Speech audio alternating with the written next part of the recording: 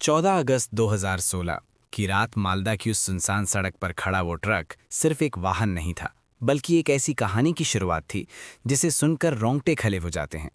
Driver के कांपते हाथ, बार बार रियर व्यू मिरर में झांकती आंखें, जैसे उसे पता था कि वो सिर्फ सामान नहीं बल्कि एक खतरनाक साजिश लेकर चल रहा है।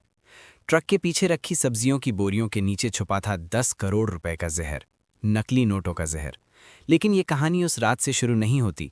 इसकी जड़ें कहीं ज्यादा गहरी हैं और कहीं ज्यादा खतरनाक। अगर आप उस समय भारत के किसी छोटे से बाजार में खड़े होते तो आपको सब कुछ सामान्य दिखता। दुकानदार ग्राहकों से बात कर रहे होते, बच्चे आइसक्रीम खरीद रहे होते और जिंदगी अपनी रफ्तार से चल रही होती। लेकिन इस सामान्यता के पीछे एक अदृश्य खतरा धीरे धीरे पनप रहा था। एक ऐसा खतरा जिसे न देखा जा सकता था, न महसूस किया जा सकता था, जब तक कि बहुत देर ना हो जाए। 2013 में भारतीय खुफिया एजेंसियों के पास एक रिपोर्ट आती है, एक साधारण सी फाइल, लेकिन उसके अंदर छिपी जानकारी असाधारण थी। उसमें लिखा था कि पाकिस्तान की खुफिया एजेंसी ने एक नई रणनीति तैयार की है। इस बार हमला बंदूक या बम से नहीं होगा, बल्कि कागज के एक टुकड़े से होगा। एक ऐसा कागज जो दिखने में बिल्कुल असली होगा, लेकिन असल में देश की अर्थव्यवस्था को धीरे धीरे कमजोर करने का हथियार होगा। सोचिए, अगर आपके हाथ में जो नोट हैं वो असली नहीं है, अगर हर लेन देन में शक पैदा हो जाए, अगर बाजार में भरोसा खत्म हो जाए तो क्या होगा। यही इस साजिश का मकसद था, भारत की आर्थिक नींव को अंदर से हिलाना। और ये कोई कल्पना नहीं थी, ये एक सोची समझी रणनीति थी। पाकिस्तान के कुछ शहरों में ये नकली नोट तैयार किए जा रहे थे, लेकिन ये कोई साधारण छपाई नहीं थी। यहाँ हर चीज़ परफेक्ट थी, कागज़, टेक्सचर, यहाँ तक कि सिक्योरिटी थ्रेड तक की नकल इतनी सटीक कि असली और नकली में फ़र्क करना लगभग नामुमकिन हो जाता था। यहाँ काम करने वाले लोग सिर्फ प्रिंटर नहीं थे, वे प्रशिक्षित विशेषज्ञ थे। लेकिन असली खेल छपाई में नहीं था, असली खेल था इन नोटों को भारत के हर कोने तक पहुँचाना। और इसके लिए एक ऐसा नेटवर्क तैयार किया गया था जो किसी जाल की तरह फैला हुआ था। हर कड़ी दूसरी से जुड़ी हुई, लेकिन कोई भी पूरी तस्वीर नहीं जानता था। बांग्लादेश सीमा इस नेटवर्क का सबसे सक्रिय रास्ता बन चुकी थी। रात के अंधेरे में नदियों और जंगलों के बीच से ये नोट भारत में दाखिल होते। मालदा और मुर्शिदाबाद जैसे इलाके इस कहानी के केंद्र बन चुके थे। यहाँ कुछ ऐसे लोग थे जो दिखने में बिल्कुल सामान्य थे, लेकिन असल में इस साजिश के अहम हिस्से थे। नेपाल सीमा भी इस खेल का हिस्सा थी। खुली सीमा, कम निगरानी और पहले से मौजूद तस्करी का नेटवर्क। यहाँ से छोटे छोटे बंडलों में नोट भारत में लाए जाते, कोई साइकिल पर, कोई बस में तो कोई पैदल।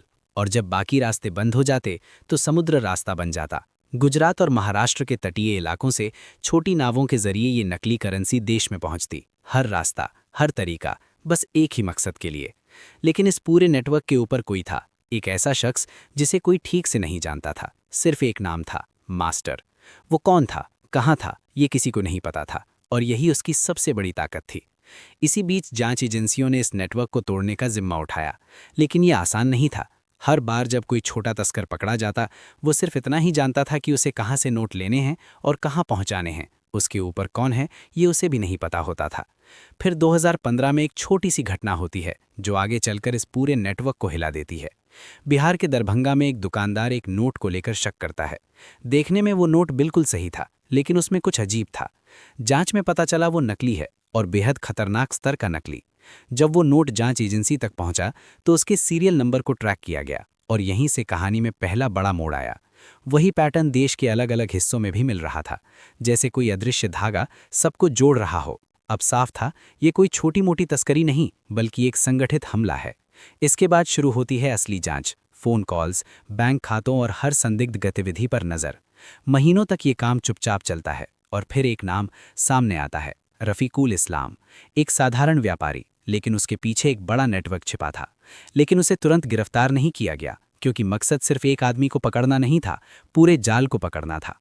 और तभी 8 नवंबर 2016 की रात एक घोषणा होती है, और पूरा देश ठहर जाता है। उस फैसले का असर सिर्फ आम लोगों पर नहीं पड़ा, उसने उस अदृश्य दुश्मन को भी हिला दिया जो सालों से छिपकर वार कर रहा था। उस रात कहीं दूर बैठे कुछ लोग पहली बार डर गए थे, क्योंकि उनका सबसे बड़ा हथियार अब बेकार हो चुका था। लेकिन क्या सच में कहानी यहीं खत्म हो गई थी, या ये सिर्फ शुरुआत थी एक और बड़े खुलासे की। 8 नवंबर 2016 की उस रात, जब पूरे देश में हलचल मची हुई थी, लोग एटीएम के बाहर लाइन में खड़े थे, घरों में बहस चल रही थी, और हर किसी के मन में एक ही सवाल था, अब क्या होगा। लेकिन उसी वक्त कुछ जगहों पर सन्नाटा और डर एक साथ पसरा हुआ था। ये वो लोग थे जो इस फैसले से सबसे ज़्यादा प्रभावित हुए थे, क्योंकि उनके पास रखा पैसा अब सिर्फ कागज़ का ढेर बन चुका था। मालदा, मुर्शिदाबाद, दिल्ली और काठमांडू तक अचानक फ़ोन कॉल्स की बाढ़ आ गई। जो नंबर महीनों से शांत थे, अब लगातार सक्रिय हो रहे थे। आवाज़ें घबराई हुई थीं, शब्द टूटे हुए थे। अब क्या करें? नोट कैसे बदलेंगे? सब खत्म हो गया। यही वो गलती थी जिसका इंतजार जांच एजेंसियां सालों से कर रही थीं। हर कॉल रिकॉर्ड हो रहा था, हर लोकेशन ट्रैक की जा रही थी, हर हरकत पर नज़र रखी जा रही थी। और पहली बार इस जाल के धागे साफ दिखाई देने लगे थे। मालदा के एक छोटे से गांव में रात के अंधेरे में कुछ लोग नदी किनारे पहुंचे। उनके हाथों में बैग थे और उन बैग्स में भरे थे लाखों के नकली नोट। घबराहट इतनी थी कि उन्होंने बिना सोचे समझे वे बैग नदी में फेंक दिए। अगले दिन जब कुछ मछुआरों को ये बैग मिले तो एक नई कहानी सामने आई। पुलिस तक खबर पहुंची और जांच ने एक नई दिशा पकड़ ली। दूसरी तरफ बिहार और उत्तर प्रदेश में कुछ लोगों ने अपने घरों में ही नोट जलाने शुरू कर दिए। उन्हें लगा कि सबूत खत्म कर देंगे तो बच जाएंगे, लेकिन वे ये नहीं जानते थे कि राख भी कहानी बता देती है। जांच में जले हुए कागज के टुकड़े भी सच बोल उठे। और फिर सबसे बड़ी गलती, फ़ोन कॉल्स। कुछ लोगों ने सीधे अपने सप्लायर को कॉल कर दिया, तो कुछ ने अपने ऊपर बैठे लोगों से संपर्क करने की कोशिश की। उन्हें लगा कि शायद कोई रास्ता निकल आएगा, लेकिन अब हर कॉल, हर शब्द, हर सांस रिकॉर्ड हो रही थी। जांच एजेंसियों के कंट्रोल रूम में उस वक्त एक अलग ही माहौल था। स्क्रीन पर लगातार लोकेशन बदल रही थी, कॉल डेटा आ रहा था और अधिकारी चुपचाप उन सबको जोड़ रहे थे, जैसे कोई पजल धीरे धीरे पूरा हो रहा हो। रफ़ीकुल इस्लाम, जो अब तक सिर्फ एक संदिग्ध था, अचानक इस पूरी कहानी का एक अहम किरदार बन गया। उसके फ़ोन की लोकेशन बार बार बॉर्डर के पास दिख रही थी और उसके कॉल रिकॉर्ड्स में कुछ ऐसे नंबर थे जो सीमा पार से जुड़े हुए थे।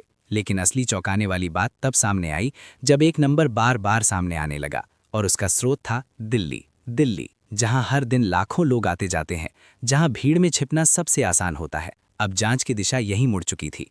एक साधारण सा इलाका, तंग गलियां, छोटे छोटे मकान, और उसी भीड़ में छुपा था वो शख्स जिसे सालों से मास्टर कहा जा रहा था, अब्दुल रहमान। नाम बिल्कुल साधारण, चेहरा भी उतना ही आम। पड़ोसियों के लिए वो एक शांत इंसान था, लेकिन उसकी असल जिंदगी कुछ और ही थी।